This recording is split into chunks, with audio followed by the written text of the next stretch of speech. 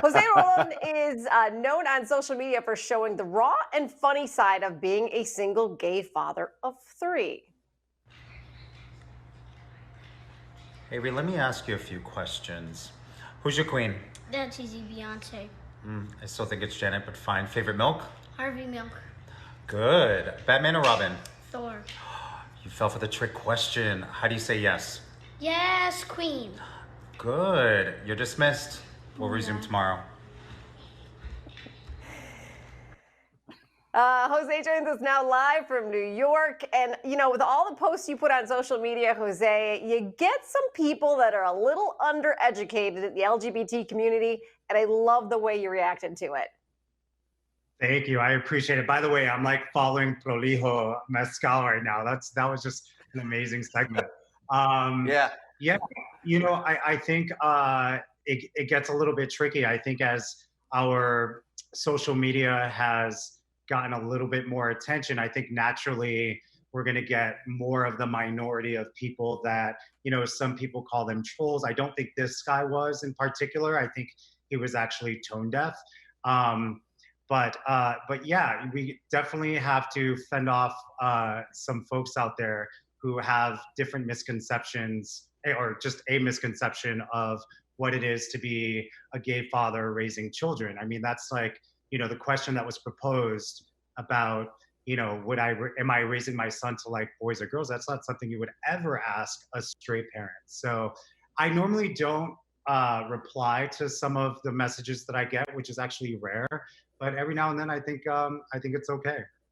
Well, I wanted to ask because there's such a fine line between troll, tone deaf, and just plain ignorant. But there can be actual conversations had if you kind of pick and choose the right people that maybe actually do want to learn something. I imagine it's hard not to respond with vitriol or to watch your other fans respond with vitriol, but there are some moments sometimes to teach someone something, and I imagine you want to take a few of those.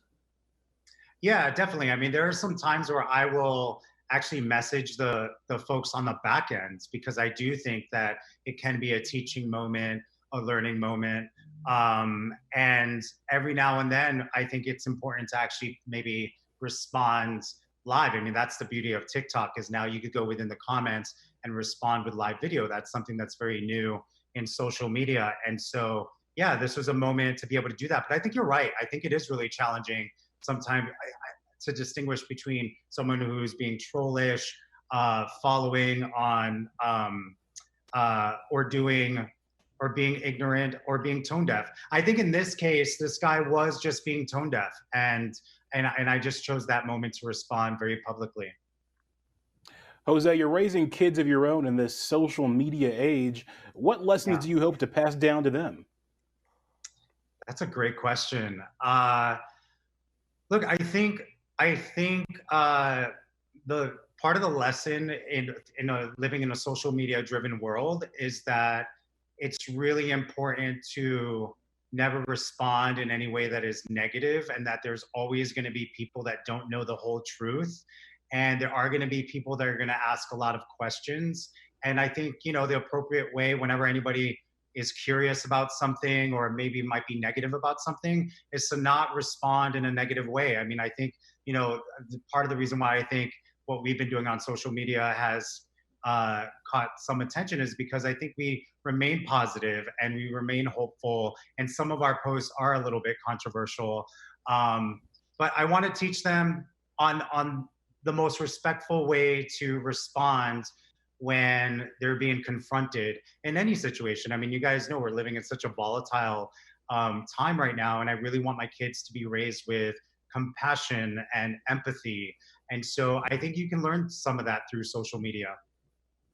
Well, and what I love about it is there's this line of comedy that you're kind of like toting because it's a teaching lesson, but you're also kind of breaking some stereotypes. You know, just because you may be a gay man doesn't mean you don't like sports, or, you know, doesn't mean your kids are just regular kids. And I love that you do that.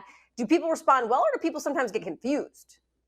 It's interesting. You know, I just recently did one. You know, this little series has developed gay dads versus straight dads.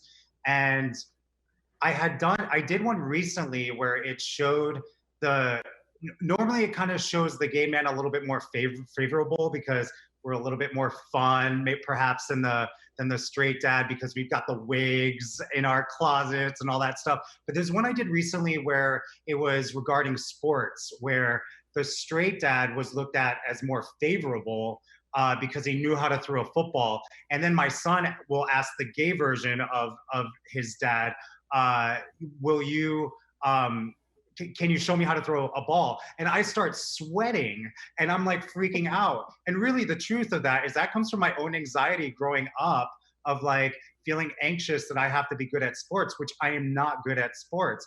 But I did have people from the gay community and straight community come at me because in that moment it showed the straight dad is a little bit more favorable. So a lot of gay men were like, you know, why are not, hey, I played football.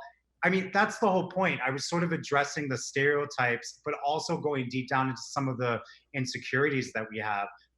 But I would say for the most part, people do find, I mean, I'd say 95% of people find it funny and entertaining. And I just got one comment recently where someone said there was a Halloween one I just did recently, which was the last gay dad versus straight dads, where somebody commented and said, I'm glad you didn't change the voice of the gay dad and the straight dad. It was the same person with the same voice, just different reactions. And so I kind of appreciated that because that's also accurate.